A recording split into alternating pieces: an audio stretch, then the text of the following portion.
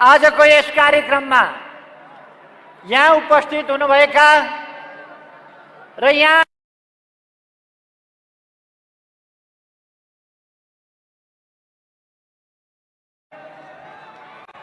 र देशभन्दा बाहिर समेत रहनुभएका र विभिन्न सञ्चार माध्यमहरूबाट यो कार्यक्रम हेरिरहनुभएका सबै दाजुभाइ दिदीबहिनीहरूमा हार्दिक अभिवादन, नमस्कार। यस कार्यक्रमका अध्यक्ष महोदय, मञ्चमा आसीन नेतागण, सम्पूर्ण नेतागणहरू र यहाँ उपस्थित हुनुभएका विभिन्न पेशा व्यवसाय, विभिन्न संगठनहरू, विभिन्न जिल्लाहरूबाट यहाँ उपस्थित हुनुभएका सम्पूर्ण दाजुभाइ दिदीबहिनीहरू, आज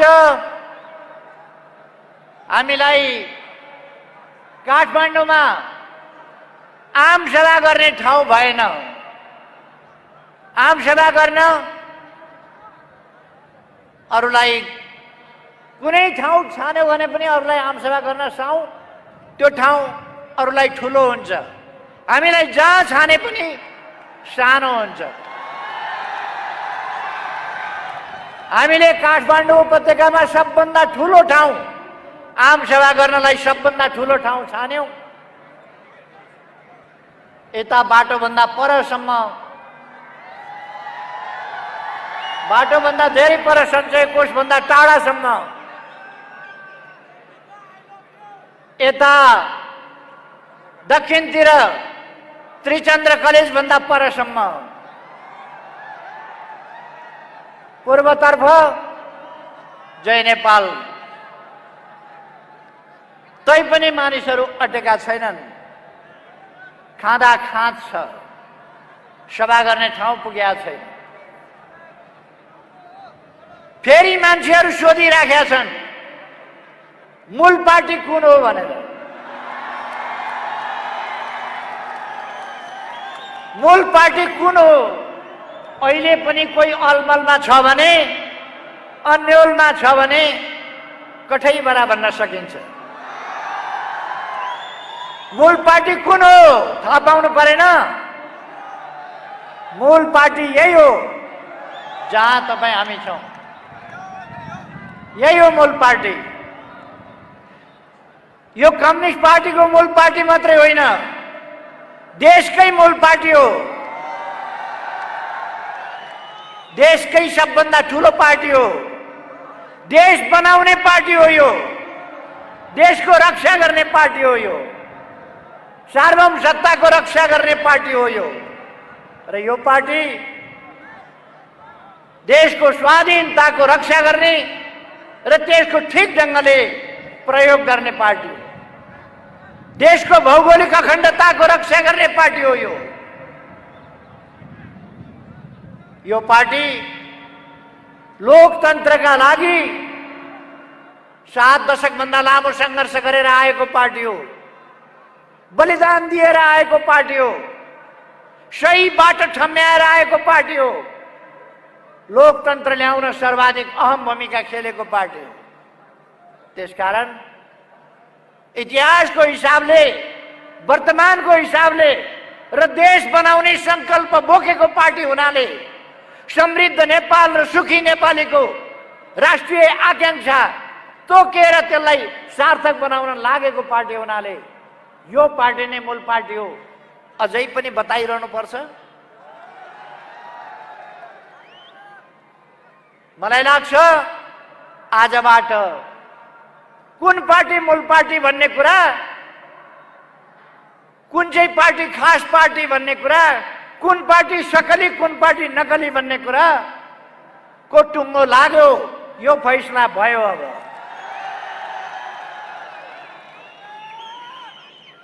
आज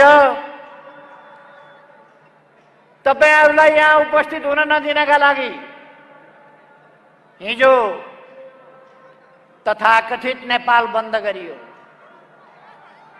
नेपाल बन्द गर्दा के गरियो? गरिबका लागि काम गर्ने भन्ने, गरिब सर्वहारा श्रमजीवीका लागि काम गर्ने भन्ने, तर श्रमजीवीका लागि काम गर्ने होइन। बुढी आमाले टमाटर साग किनेर डोकामा बोकेर ल्याएर बाटाका छेउमा बेच्न राखेको बाटाभरि छरेर क्रान्ति गर्न खोजियो। त्यही हो उहाँहरूको क्रान्ति। किसानका मूला फ्याँकिए, तरकारी फ्याँकियो, त्यही हो क्रान्ति उहाँहरूको। एउटा गरिब ट्याक्सीवालालाई झुक्क्याएर यात्री हुँ भनेर ट्याक्सी भित्र चढेर पेट्रोल खनाएर आगो लगाएर धन्न बाँचे बिचरा सर्वहारावादी पार्टी। ट्याक्सी भित्र एउटा गरिब ड्राइभर जलाउन खोज्ने सर्वहारा पार्टी घोषणै गरेर उहाँहरूले के भन्नुभएको छ? अब शाकाहारी आन्दोलनले हुँदैन, शाकाहारी आन्दोलनले हुँदैन भनेर उहाँले भनेको के हो? शाकाहारी आन्दोलनले हुँदैन भनेको उहाँले चिकन चिल्ली खान्छु भने हो? उहाँले नरभक्षी आन्दोलन गर्न खोजेको। म उहाँहरूलाई भनिदिन चाहन्छु, नरभक्षी आन्दोलनका दिन गए। अब नेपालमा कसैले हिंसा मचाउन सक्दैन। नेपाल शान्तिपूर्ण नेपाल, यो नेपाल अब अशान्ति र हिंसाको भुमरीमा जान सक्दैन। शान्तिपूर्ण नेपाल रह।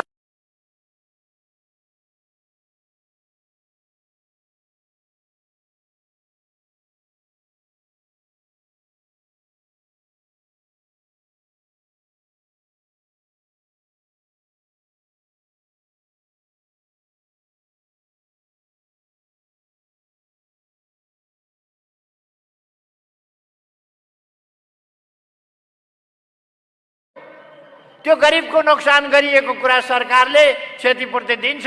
बदमाशी उहाँहरू गर्नुहुन्छ, तर हामी उहाँहरूलाई क्षतिपूर्ति दिन्छौँ। गरिबको नोक्सान भएको कुरा सरकारले हेर्छ, सरकारले बिहोर्छ त्यो कुरा। ट्याक्सी इन्सुरेन्स गरेको होला, इन्सुरेन्सले तिर्छ र इन्सुरेन्सलाई हामी त्यो ट्याक्सीको क्षतिपूर्ति दिन लगाउँछौँ। भएन भने यस देशमा गरिबलाई हेर्ने, जनतालाई हेर्ने सरकार छ, जनतालाई माया गर्ने सरकार छ, गरिबलाई माया गर्ने सरकार छ, शान्तिलाई मन पराउने, शान्ति स्थापना गर्ने सरकार छ, शान्तिका लागि लड्ने सरकार छ।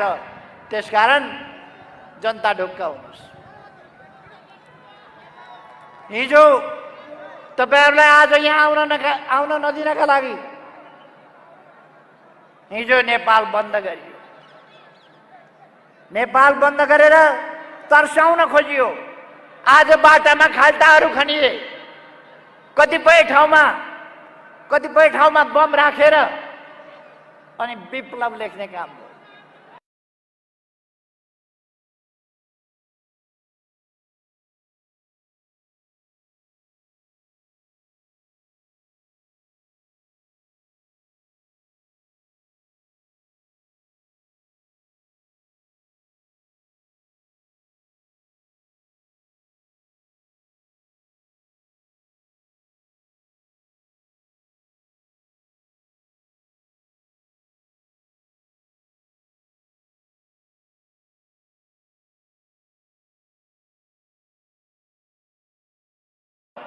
अब यस भेललाई कसैले देख्न सक्दैन।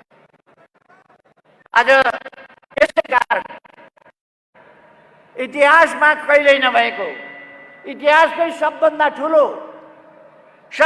ठुलो जनसभा आज पहिलोपल्ट काठमाडौँमा भइरहेको छ। इतिहासकै सबभन्दा ठुलो जनसभा हो। म तपाईहरुलाई धन्यवाद भन्न चाहन्छु, तपाईहरुलाई सलाम भन्न चाहन्छु। तपाईहरुको यो चेतनालाई, यो सजगतालाई भ्रम फिजाउने तत्त्वहरूका भ्रमहरूलाई चिरेर तपाईहरु जसरी स्पष्टताका साथ, दृढताका साथ यहाँ खडा हुनुभएको छ, यसलाई म सम्मान गर्न चाहन्छु। हामी कुन बाटोमा जान खोजिरहेका छौँ, के गर्न खोजिरहेका छौँ, म तपाईहरुलाई भन्न चाहन्छु। हामी समृद्ध नेपाल र सुखी नेपाली बनाउने यो नेपालको राष्ट्रिय आकांक्षा हो। यस आकांक्षालाई सफल बनाउन चाहन्छौँ। यसका लागि हामी विभिन्न विकास निर्माणका कामहरूलाई अगाडि बढाइरहेका छौँ। मैले भनिरहनु पर्ला जस्तो लाग्दैन। यस 3 वर्षमा मात्रै हामीले लगभग 6000 किलोमिटर डबल लेन, 4 लेन र 6 लेनका बाटाहरू कालोपत्र गरेका छौँ। 400 भन्दा बढी सडक पुलहरू निर्माण गरेका छौँ। 400 भन्दा बढी नै झोलुङ्गे पुलहरू निर्माण गरेका छौँ। तुइनहरू विस्थापित गरेका छौँ। विभिन्न विद्युत आयोजनाहरू सफल बनाएका छौँ। विभिन्न सब स्टेशनहरू, ट्रान्समिसन लाइनहरू दिनै पछि हामी लगभग उद्घाटन गरेर हिँडेका छौँ, तयार गरेका छौँ। हामीले पूर्वाधारहरूको विकास सँगसँगै कृषिको आधुनिकीकरण त्यसमा ध्यान दिएका छौँ। हामीले मानव अधिकारको क्षेत्रमा, मानवीयताको क्षेत्रमा, समाज सुधारको क्षेत्रमा, समाज सुधार गर्नका लागि, समाजलाई माथि उठाउनका लागि अहिले हामी तोकेर भन्न सक्छौँ, सडक बालबालिका हामी सरकारमा आउँदा सडकभरि सडक बालबालिका हुन्थे। ती सडक बालबालिकालाई अपमानजनक ढङ्गले खाते भन्ने चलन थियो। आज हामीले सडक बालबालिका रहन दिएका छैनौँ। आज सडकमा बालबालिका छैनन्। सरकार छ तिनलाई हेर्ने, तिनको अभिभावक सरकार छ। जुन बालबालिकाको अभिभावक छैन उनका लागि सरकार छ। यो हामीले घोषणा गरेका छौँ। आज सडकमा भड्किएर हिँड्नुपर्ने अवस्था छैन। यदि कोही मानिस बेसहारा छ भने त्यसको सहारा सरकार छ। कोही पनि नागरिक बेसहारा हुँदैन। मैले केही अगाडि नै घोषणा गरेको छु, नेपालमा कोही भोकै पर्दैन, कोही भोकले मर्दैन। यसलाई कतिले मजाकको रूपमा उडाए, कतिले भण्डारा चलाएको नाटक गरे। कोही पूर्व प्रधानमन्त्री त अरूले पकाएका भान्सामा डाडु पनि लिएर बाँड्दै हिँड्या पनि देखियो। बडा लोकप्रिय हुनलाई अरूले पकाएको भात, अरूले पकाएको दाल टेलिभिजन सिउरिएर भिरेर फोटो खिच्दै डाडु लिएर बाँड्न लाग्यो। अनि फोटो खिचेर फेसबुकमा, कमसे कम आफूले केही काम गरे त हुन्थ्यो। काम गर्ने होइन, बाँडेर फोटो खिचेर फेसबुकमा हाल्ने। हामीलाई त्यो तमासा गर्नु छैन, त्यो नाटक गर्नु छैन। हामी देशको समस्या समाधान गर्ने हौ, नाटक गर्ने होइन। हाम्रो काम समस्या समाधान गर्ने हो, देशबाट गरिबी हटाउने हो, भ्रष्टाचार हटाउने हो, देशमा सुशासन दिने हो, विकासको लहर ल्याउने हो र देशलाई समृद्ध नेपाल र सुखी नेपाली बनाइछाड्ने हो। यही कुरा बनाउन नदिन एउटा देशबाट बेष्टित नेपाललाई हामीले भूजडित बनायौँ। उत्तरतिरबाट पनि हामीले, चीनतिरबाट पनि हामीले पारवहन र यातायात सन्धि गर्यौँ, नाकाहरू खोल्यौँ। दक्षिणतिरबाट हामीले थुप्रै अरू नयाँ सहमतिहरू गर्यौँ, बन्दरगाहहरू लियौँ। नेपाललाई अनुकूल बनायौँ, सहज बनायौँ। अब विभिन्न परियोजनाहरू तयार भइरहेका छन्। पञ्चेश्वर अब बन्नेवाला छ। सँगसँगै चाँदनी दोधारामा 10 क्युमेक्स पानी अब 6 महिनाभित्र डिपिआर भएर हेडवर्क सुरु हुन्छ र अर्को सालबाट हामी सिँचाइको प्रबन्ध गर्न सक्छौँ। चाँदनी दोधारामा सिँचाइ जान्छ। तराईमा डुबान बाटो भनेर होस् अथवा बाँध भनेर होस्, सिमानामा बाँधेर तराईका खेतहरू डुबान हुन्थे। ती डुबानलाई हामीले कुरा गर्यौं भारतसँग र डुबान हटाउने काम गर्यौं। अझै केही कामहरू गर्नु छ, त्यसलाई अगाडि लाँदैछ। अनि कति वर्षदेखि 20औं वर्षदेखि हुलाकी राजमार्ग कुरा मात्रै हुने गरेको थियो, तर काम भएको थिएन। पहिलोपल्ट म प्रधानमन्त्री भएपछि हुलाकी राजमार्ग हामी आफै बनाउँछौँ भनेर, हामी आफै हुलाकी राजमार्ग बनाउँछौँ भनेर हामीले सुरु गर्यौं। 10 अरबको त्यस वर्षका लागि बजेट छुट्यायौं र हुलाकी राजमार्ग आज लगभग पुरा हुने स्थितिमा छ। केही ठाउँहरूमा बाँकी छ, त्यो छिटै पुरा गर्ने तयारीमा हामी लागिरहेका छौँ। पूर्व पश्चिम राजमार्ग हामी चौडा गरिरहेका छौँ। 4 लेन 6 लेनको काम भइरहेको छ, साथीहरूले देखिरहनु भएको छ। नेपालमा रेल ल्याएका छौँ, अब केही दिनभित्रबाट नियमित रूपमा सञ्चालन गर्दैछौँ। पूर्व पश्चिम रेलको बाटो हामी निर्माण गर्दैछौँ। पूर्व पश्चिम रेलको बाटो केही ठाउँमा निर्माण सुरु भएको छ, केही ठाउँमा निर्माण अब सुरु हुँदैछ। पूर्व पश्चिम रेलमार्ग, उत्तर दक्षिण रेलमार्ग, काठमाडौँ रक्सौल रेलमार्ग, त्यसका लागि अब भारतसँग सम्झौता भएर डिपिआर भएको छ। अब त्यसको काम सुरु हुन्छ। डिपिआर अन्तिम अवस्थामा पुगेको छ। चीनतर्फ रेलमार्गको सम्बन्धमा हामीले सहमति गरेका छौँ। त्यसै गरेर नेपाललाई चीनसँग जोड्ने मामलामा टोखा छहरे सुरुङ मार्ग, बेत्रावती सेप्रुबेसी सुरुङ मार्ग, यसबाट केरुङलाई हामी 1 घण्टाको बाटो बनाउँदैछौँ। 1 घण्टाभित्र हामी केरुङ पुग्छौँ राम्रा बाटाहरूबाट। यस्तै गरेर नेपाललाई हामीले सुरुङ मार्गमा प्रवेश गराएका छौँ। अब नेपालको विकास अब सुरुङ मार्गमा प्रवेश गरेको छ। यही थानकोटबाट नौबिसे सुरुङ मार्ग खन्ने काम सुरु भएको छ, यहाँहरूले देख्नु भएको छ। अब त्यो काम छिटै नै हामी पुरा गर्दैछौँ। म यहाँहरूलाई आग्रह गर्न चाहन्छु, हाम्रा विकास निर्माणका कामहरू चौतर्फी रूपमा, कृषिको आधुनिकीकरण, व्यवसायिकीकरणका लागि कृषिको आधुनिकीकरण कार्यक्रम हामीले अगाडि बढाएका छौँ। अब हाम्रा युवाहरू विदेश जान नपरोस्। हिजो एउटा परिस्थिति बन्यो, भयावह परिस्थिति। त्यस परिस्थितिले हाम्रा युवाहरू लस्कर लागेर विदेश जाने अवस्था बन्यो। अब हाम्रा नेपाली युवाहरू विदेश जानुपर्ने अवस्था नबनोस् भन्नका लागि प्रधानमन्त्री स्वरोजगार कार्यक्रम, युवा स्वरोजगार कार्यक्रम, रोजगारीका थप अवसरहरू अनेक ठाउँमा, 7वटा प्रदेशमा उद्योगहरूको स्थापना जस्ता कुराहरू हामी गर्दैछौँ। औद्योगिक ग्रामहरू, औद्योगिक ग्राम हरेक पालिकामा औद्योगिक ग्रामहरूको स्थापना गर्दैछौँ। प्रदेशहरूमा ठुला ठुला औद्योगिक क्षेत्रहरू तोकेर अब उद्योग अगाडि बढाउँदैछौँ। हाम्रो कोभिड-19 को कारणले तपाईँ हामीलाई थाहा छ, हाम्रो जनजीवन, हाम्रो शिक्षा, हाम्रो स्वास्थ्य, हाम्रो पर्यटन र हाम्रा विभिन्न व्यवसायहरू, सम्पूर्ण क्षेत्रमा उद्योग व्यापार सबैतिर कोभिड-19 ले हामीलाई धेरै प्रतिकूलतामा पुर्यायो।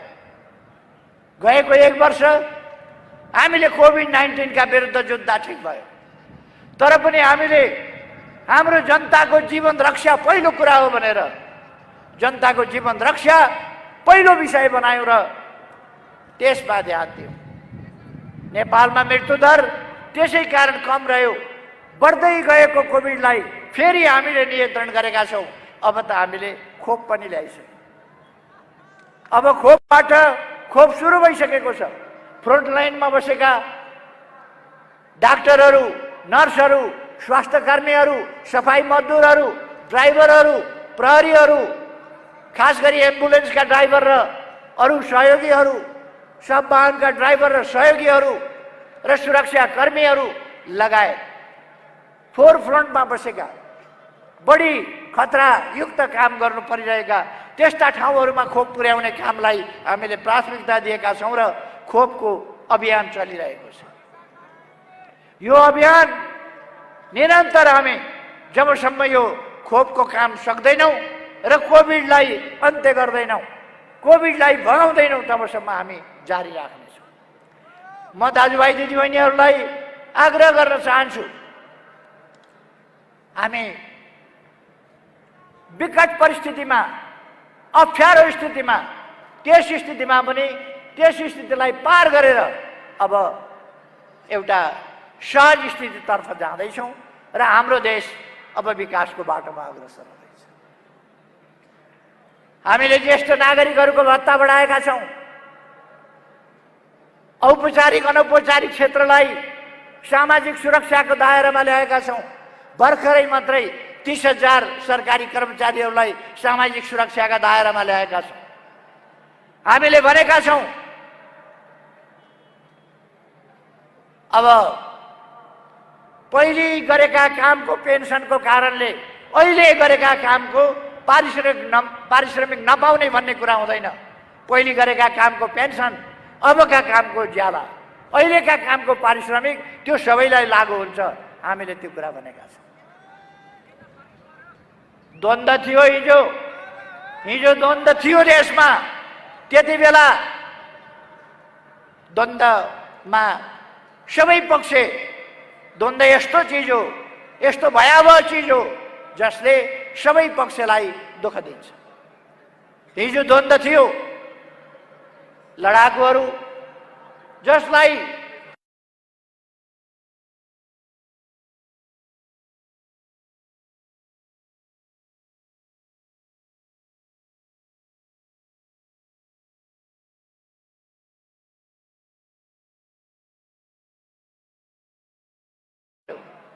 जनताको सुरक्षाका लागि काम गर्दा उनीहरूले शहादत प्राप्त गर्नु पर्यो।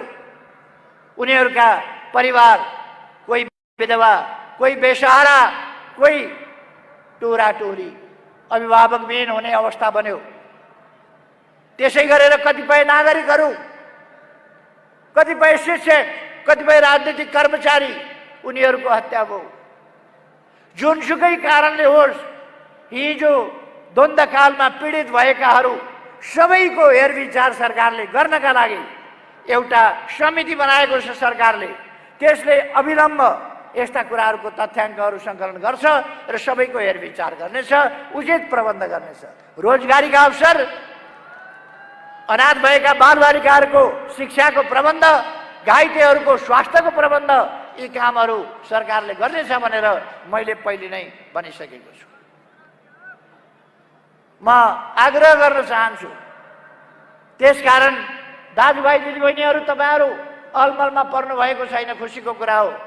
अलमलमा परेकाहरूलाई पनि सम्झाएर बुझाएर अलमलबाट मुक्त गरेर देश निर्माणको यसमा अभियानमा सरिक गरौँ।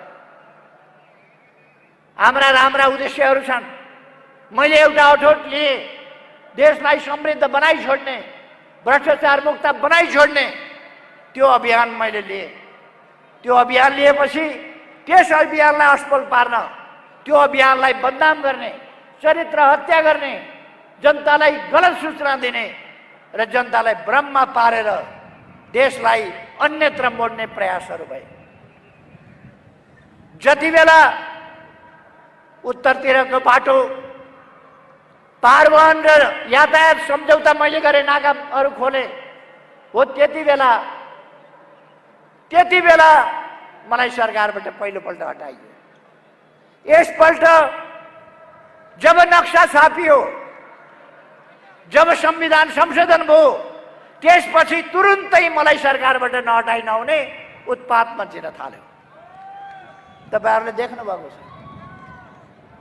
त्यसपछि उहाँहरू अचम्म त उहाँहरू राष्ट्रवादको हाउभाउ गर्ने, राष्ट्रवादको नारा लाउने नकली काम थाल्नुभयो। काम गर्न दिनु भएन। तपाईहरुले थाहा पाउनुभयो, काम गर्न दिनु भएन। 3 वर्षसम्म आयोगहरू बनेनन्। अहिले 2-4 जना मान्छे पार्टी छोडेर बाहिर गएपछि आयोगहरू बने। 3 वर्षमा आयोग बने।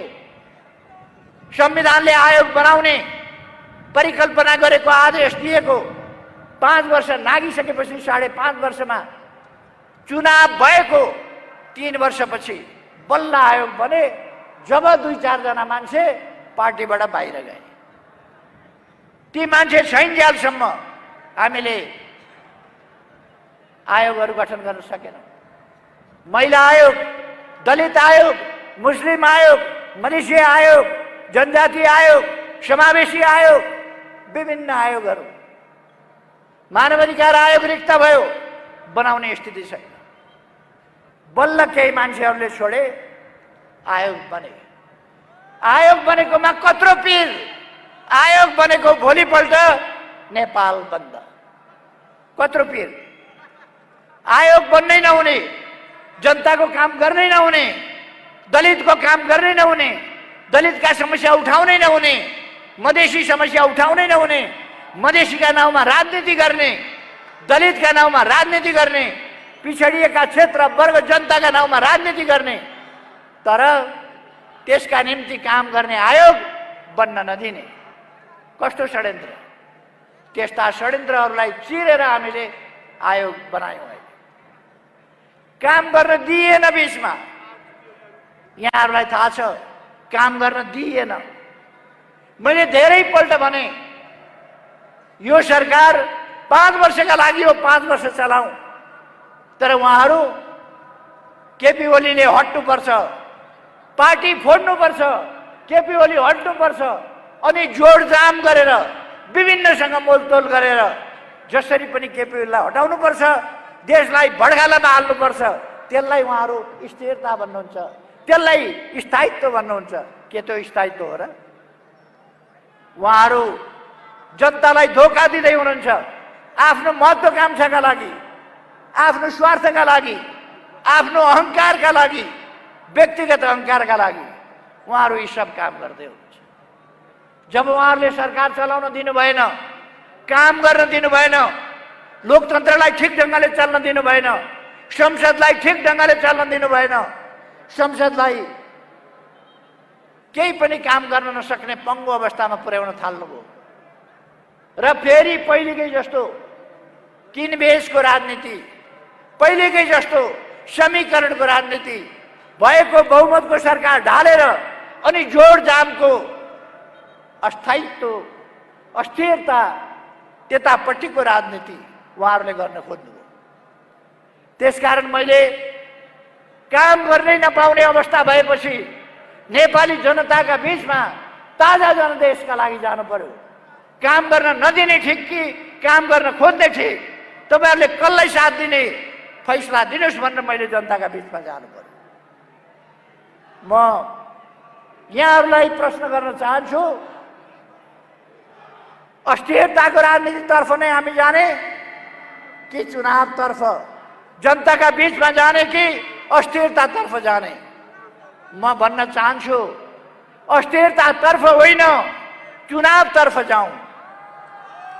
म सबै दाजुभाइ दिदीबहिनीहरूले एकपल्ट भनिदिनुहोस्, सबैले एकपल्ट, सिंहै काठमाडौँले, देशले सुन्ने गरी सबैले भनिदिनुहोस् एकपल्ट, अस्थिरता होइन, चुनावतर्फ जाउँ। अस्थिरता होइन, चुनाव चाहियो। अस्थिरता होइन, चुनाव चाहियो। जनता के भन्छ? जनता के भन्छ?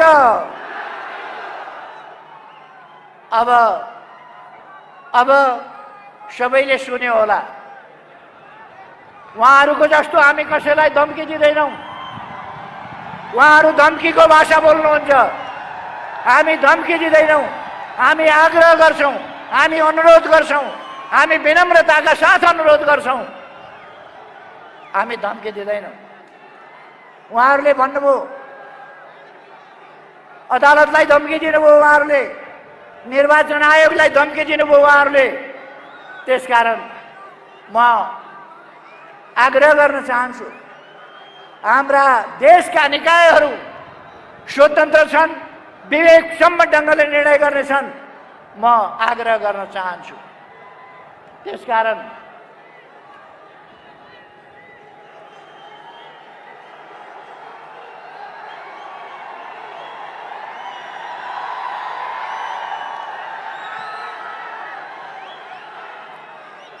म आग्रह गर्न चाहन्छु, अब देश चुनावतर्फ गयो। देश चुनावतर्फ गयो। अब चुनावले फैसला गर्छ कसको सरकार बन्नुपर्छ, चुनावले फैसला गर्छ। त्यसकारण म भन्न चाहन्छु अब देश चुनावतिर गयो, चुनावले सबै कुराको फैसला गर्नेछ।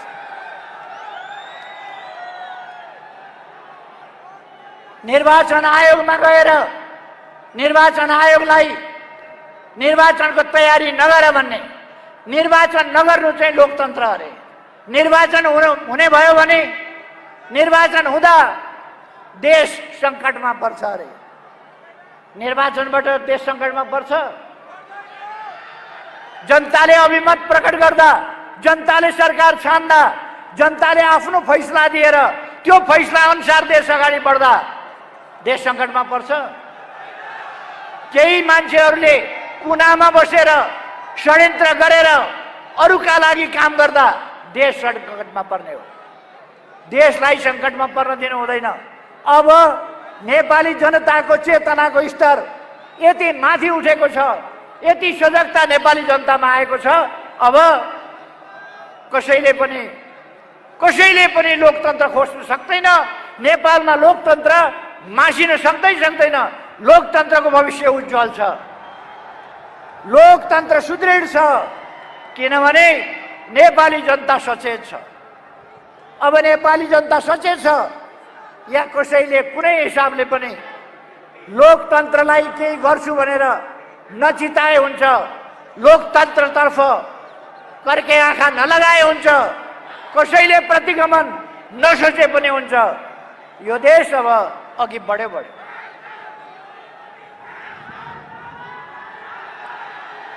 हामीलाई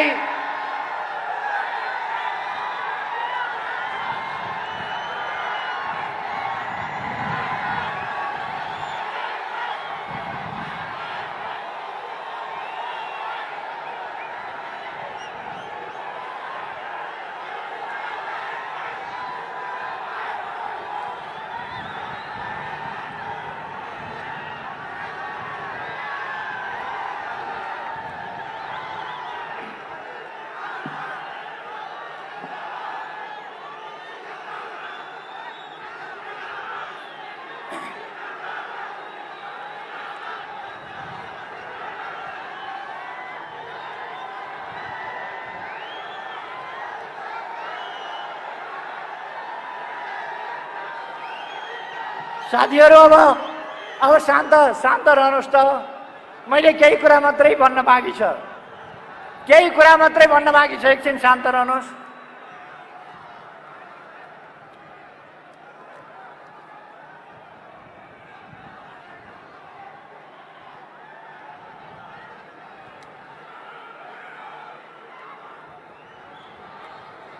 शिशुले आँखामा नि आँसु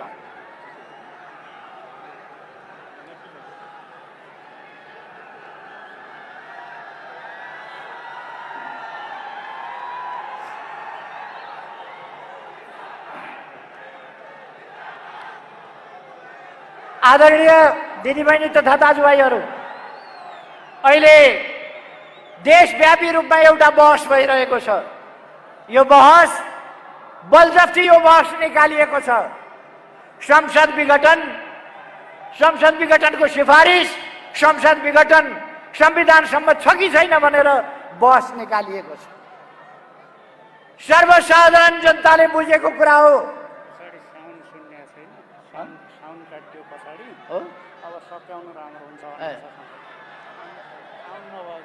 पछाडि गइरहेको छ।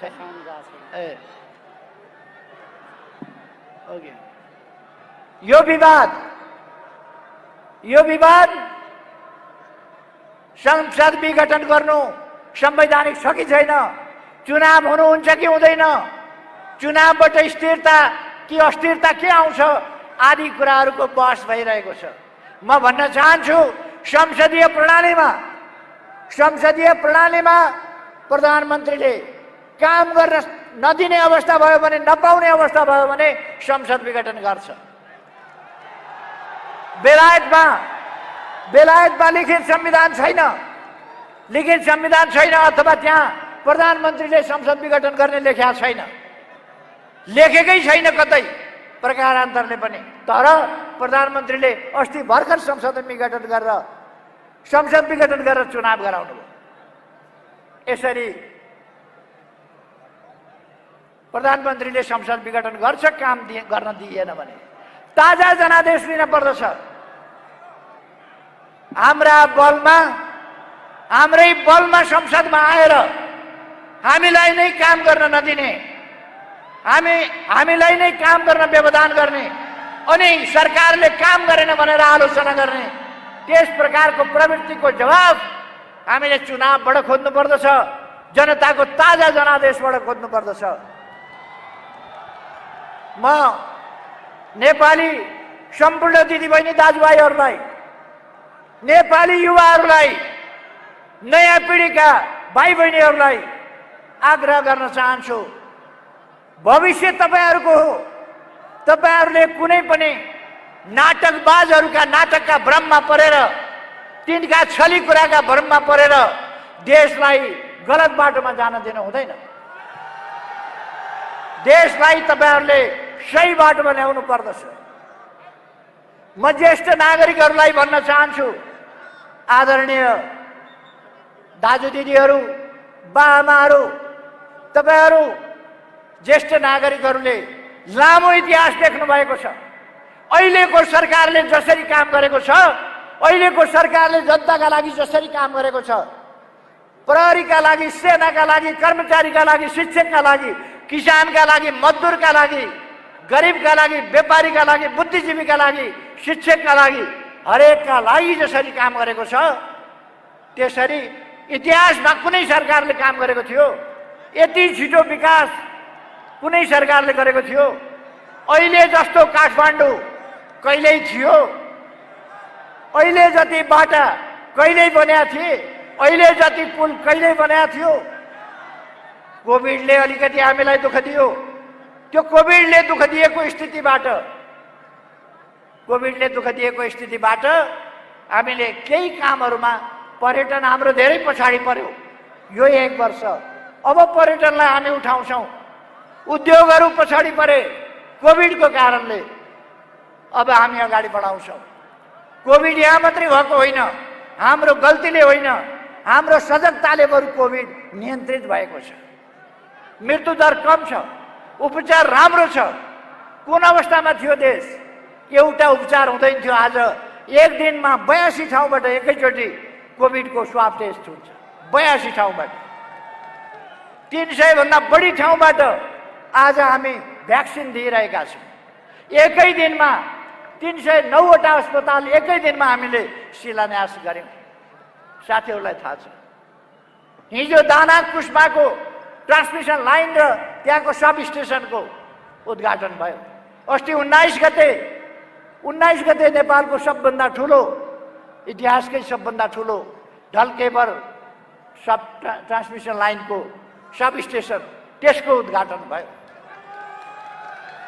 यस्ता प्रगतिहरू अत्यन्तै तीव्रताका साथ भएको छ र अब हामी छिटै नै विद्युतको क्षेत्रमा आत्मनिर्भर हुँदैछौँ। लोड सेडिङ अन्त्य गरिएको छ। कसैले लोड सेडिङ फेरि फर्किन्छ भन्छन्, होइन। विभिन्न प्रकारका भ्रमहरू फिजाएका छन्। यहाँ कहिले केपी ओलीले आजको यो सभा केका लागि भनेर हिजोसम्म पनि भन्दै थिए, आज बिहानसम्म पनि त्यो बाटोमा, लाइन चौरको बाटोमा हिँड्नेहरूले भन्दै थिए। आज बिहानसम्म पनि राजतन्त्र फर्काएको घोषणा गर्छ अरे केपी ओलीले। जो केपी ओली आधा दशक भन्दा बढी समय गणतन्त्रका लागि लड्यो, आधा दशक भन्दा बढी समय लोकतन्त्रका लागि लड्यो, आधा भन्दा बढी समय सामाजिक न्याय र समानताका लागि लड्यो, त्यो केपी ओलीले राजतन्त्र फर्किएको घोषणा गर्छ अरे। हामीले लडेर संघीय लोकतान्त्रिक गणतन्त्र ल्याएका छौं। यो संघीय लोकतान्त्रिक गणतन्त्रात्मक प्रणालीलाई कसैले तलमाथि गर्छु भन्ने नसोचे पनि हुन्छ। थोरै शब्दमा म भन्न चाहन्छु, संघीय लोकतान्त्रिक गणतन्त्र हामीले ल्याएका छौं, लडेर ल्याएका छौं, बलिदान दिएर ल्याएका छौं, यसको कार्यान्वयन गरिरहेका छौं, यसको कार्यान्वयन गरेर अगाडि जान्छौं। यसले हाम्रो विकासमा बाधा दिएको छैन। हाम्रा स्थानीय निकायहरू कोभिड विरोधी हाम्रो लडाईँमा हाम्रा स्थानीय निकायहरू अत्यन्त प्रभावकारी देखिए। म स्थानीय निकायका जनप्रतिनिधिहरूलाई धन्यवाद भन्न चाहन्छु। कोभिडका विरुद्धको लडाईँमा नेपाली सेना र नेपाल प्रहरी जसरी लडे, सशस्त्र प्रहरी जसरी लडे, हाम्रा डाक्टरहरू जसरी लडे, हाम्रा नर्सहरू जसरी जोखिम लिएर लडे, हाम्रा स्वास्थ्य कर्मीहरू लडे, सफाई कर्मीहरू लडे, एम्बुलेन्स र सबवाहनका ड्राइभर र सहयोगीहरू लडे, सबलाई म सलाम भन्न चाहन्छु। आफ्नो ज्यान जोखिममा राखेर उहाँहरूले जनताको सेवा गर्नुभयो, देशको सेवा गर्नुभयो। म सबैलाई धन्यवाद भन्न चाहन्छु। यति खुलेआम शाकाहारी आन्दोलन गर्दिन भनेर हिंसात्मक आन्दोलनको वकालत गर्ने, जनतालाई भड्काउन खोज्ने, युवाहरूलाई भड्काउन खोज्ने, हिंसा भड्काउन खोज्ने प्रयास हुँदा पनि त्यस्ता प्रयासलाई, त्यस्ता उत्ताउला कुराहरूलाई, उत्ताउला प्रयासहरूलाई रोक्न आफ्नो ज्यानको प्रवाह नगरेर शान्ति सुरक्षाका काममा खटेका सुरक्षा कर्मीहरूलाई म धन्यवाद भन्न चाहन्छु। उहाँहरूको कामको प्रशंसा गर्न चाहन्छु। रात दिन उहाँहरूले जनताको सुरक्षाको लागि, जीवधनको सुरक्षाको लागि, देशमा शान्ति कायम गर्नका लागि जुन काम गर्नुभएको छ त्यसका लागि म धन्यवाद भन्न चाहन्छु। त्यसै गरेर हाम्रो पार्टीका कार्यकर्ताहरू, म पार्टी अध्यक्षको हैसियतले भन्दैछु, हाम्रो पार्टीका कार्यकर्ताहरू कुनै प्रकारको अलमलमा नपरेर, चाटुकारहरूका चटकै कुराहरूका पछाडि नपरेर जसरी स्पष्टताका साथ पार्टीको पक्षमा उभिनु भएको छ, नयाँ गतिका साथ उठ्नु भएको छ, म तपाईहरूलाई, तपाईहरूको सचेतनतालाई, तपाईहरूको सङ्गठितपनलाई, तपाईहरूको विश्वासलाई, तपाईहरूको सक्रियतालाई सलाम भन्न चाहन्छु। वास्तवमा तपाईहरूले सजगता देखाउनु भएको छ। पार्टी कार्यकर्ता भन्नाले जनवर्गीय पेशागत सामुदायिक सङ्गठनका कार्यकर्ताहरू, विभिन्न पेशा व्यवसायका दाजुभाइ दिदीबहिनीहरू सबैलाई म धन्यवाद भन्न चाहन्छु। आज यो कार्यक्रम गर्दा अवश्य नै ट्राफिकमा समस्या आएको छ, हिँडडुलमा समस्या आएको छ, गाडी बाइक चलाउन समस्या आएको छ, सडक एक ढङ्गले काठमाडौँ अस्तव्यस्त हुने स्थिति बनेको छ। यो हाम्रो बाध्यतालाई दाजुभाइ दिदीबहिनीहरूले बुझिदिनु भएकोमा म धन्यवाद भन्न चाहन्छु, कृतज्ञता जाहेर गर्न चाहन्छु। हामी सडकमा नउत्रिँदा अलिअलि मान्छे लिएर, 2-4 हजार मान्छे लिएर, 2-4 हजार जम्मा गरेर हामीलाई ललकार्ने काम हो। हामीलाई ललकार्ने काम हो। 2-4 हजार मान्छे लिएर केपी ओली यहाँ आऊ, हेर को हो पार्टी, कुन मूल पार्टी भनेर ललकार्ने काम हो। हामीले त्यसकारण सडकमा आउनु पर्यो।